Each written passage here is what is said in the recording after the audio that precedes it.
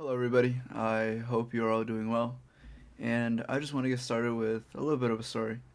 So, the other day, as per usual, I'm about my day driving around for some errands when I get two back to back political ads on the recall on the governor of California. The first one was saying that the governor is the savior of California, and throughout his air quotes leadership, California's coming roaring back. And for the second one, it's the complete opposite, citing unemployment numbers, homelessness, political hypocrisy, etc., etc. Now, I'm going to link the ads down below just in case y'all want to see political ads for some reason, but they're down there for reference. And honestly, this could have been avoided if I was just using the premium version of YouTube, but that's a topic for another day. So, anyways, I listened to the ads because I had no choice and noticed something relevant in both ads. Both attempt to slander each other while at the same time both also promise a better tomorrow if you vote for them.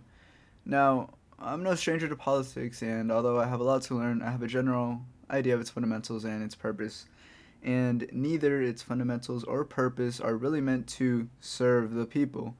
But this isn't a video discussing what politics is or what it's not, because there's plenty of evidence for that. What I really want to talk about is my Rocket League gameplay, but maybe I'm not the best, but I sometimes have my moments. But, anyways, maybe that's for some other day. What it really is to explain the concept of a politician. So, let's start at the beginning with the dictionary definition of a politician. The activities associated with the governance of a country or other area, especially the debate or conflict among individuals or parties having or hoping to achieve power. So, what does this mean in plain English? Basically, in real world politics, specifically in the West, it's grown men and women arguing with each other in their fancy government buildings, deciding what's best for their voters. Or they're campaigning, talking to people, trying to get elected as their leaders. Now, this is in theory that smart, educated people with morals and no ulterior motives whatsoever are deciding our safety and only want what's best for us and our families. The people who would actually believe this are children and incredibly naive people. But as you grow older, you stop being fooled by ridiculous things like Santa Claus, the Tooth Fairy, and that Greg Heffley is actually a good kid. But politics is one of the few things that is ridiculous in itself and is still a major part in a lot of people's lives, mostly because of its size and influence on everyone and everything. Thinking about politics on its grand scale is almost impossible, as there is so much garbage everywhere, it's virtually impossible to find anything with substance. So, like any other big, complex topic, it's a lot easier to boil it down to a smaller scale. Now, here's an example on how a politician works and how I like to think about him. Let's say, out of nowhere, some random guy comes to your door and knocks. You answer the door, and it's a guy in a suit with a briefcase. Now, you being the reasonable person that you are, you're ready to turn this person away the moment he opens his mouth because he's most likely about to sell you something dumb, like blinker fluid or something like that. He starts his sales pitch and says, "Hello, sir, my name is Mr. Sesame. Now, do you have problems in your life?" Of course you do, because we all have problems in our lives. We're all only human. For the sake of this example to work, let's just say that you haven't kicked this guy to the curb 30 seconds ago, and let's also say that you keep hearing this guy out for whatever reason, just for the sake of this example. He continues and says, "I am a certified, rated, and licensed expert in the area of solving other people's problems.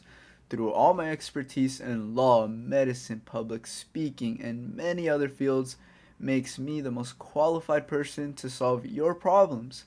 Now, here's the deal. I promise to fix your life and make your life better than it ever was.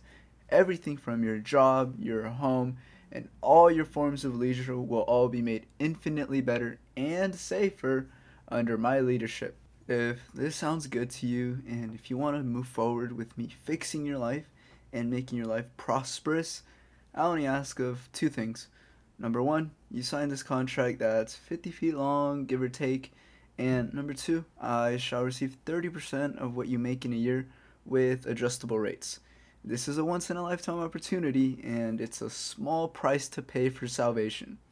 You could literally be tripping off shrooms, walking on Mars, and if someone came up to you and proposed this to you, you'd still be kicking this guy out the door. The idea that a complete stranger can come into your life and promise to fix all of your problems is ridiculous from start to finish. And when you put it on a small scale, like a salesman trying to sell you something, it's a lot easier to spot and avoid these kinds of things. But since we're talking politics, politics has it a lot easier to convince people into believing ridiculous ideas. Politics has news coverage, social media, exploitation of cultural differences, institutional support, political party, and the worst of all is mobs of people who hold their political beliefs so close to their chest it's like their own children. If you put it in a small scale, Mr. Sesame only has himself, his tailored suit, and his briefcase to help him, so it's easy to kick him out. But at this point in time, politics is everywhere, from your workspace to your families, and even to your local comedy club. It's inescapable, and everyone's playing the losing game that is politics. Everyone is arguing with Mr. Sesame, trying to prove that he's stupid while still keeping the door open to him. Or in contrast, everyone's trying to get along with Mr. Sesame in hopes that he will really like them and really start to care about him. We see Mr. Sesame everywhere, and it could be overwhelming, but just like you would do in real life if he came to your house and knocked, just shut the door on him. There's no reason you should listen to him or any stranger promising to fix your life, because at the end of the day, he's trying to screw you over.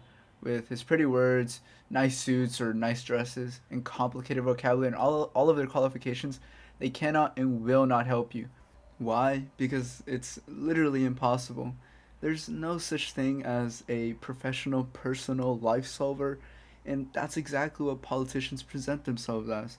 And you also have to realize what the incentives are for politicians, which should come as a surprise to nobody. Me saying that the vast majority of politicians get rich off people's ignorance or emotions is like me saying the sky is blue, because obviously a quick Google search is all you need for that. But back to the topic at hand. At the end of the day, you know your life better than anyone else, and that means that only you have the information to be able to make these decisions for yourself. You are not a robot that's meant to be controlled with politics. You are a person in your own unique situation and your own unique solutions to your problems, which are up to you to find out. So, the main takeaway of this video is please do not listen to Mr. Sesame. He is not your friend, he is not your savior, and he doesn't know what's better for you. Listen to yourself, your intuition, your friends and family who actually care about you, and do your research on topics with substance. And you can come to your own conclusions and ideas. And try them out for yourself, see how they play out in the real world. And whatever the result may be, you can be assured that you tried it and you got the result, whether it's what you were expecting or not. So, shut the door on Mr. Sesame, forget about him, and along the way, if you can help someone get rid of their own Mr. Sesame, it would be beneficial for everybody. Nobody wants a Mr. Sesame in their life. That'll be all for today. Thank you all for watching. I hope you have a good rest of your day or night. Take it easy, everybody. Thank you for watching.